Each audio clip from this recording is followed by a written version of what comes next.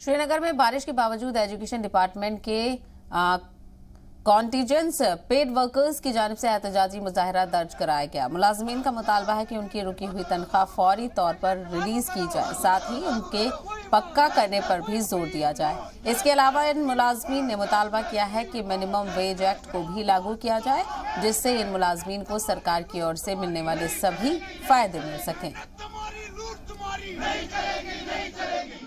आज के प्रोटेस्ट का पर्पस है हमारी फाइल जो फाइनेंस डिपार्टमेंट में है, फाइनेंस डिपार्टमेंट में जो फाइल है वहां पे जो है अभी ना वो एक्सेप्ट की गई है ना रिजेक्ट की गई है, लेकिन पिछली 2 मीटिंग्स में जो है उसको अवॉइड किया गया है। इसलिए डायरेक्टर फाइनेंस जो है बजट के, उनसे हमारी एक मोदवाना अपील है।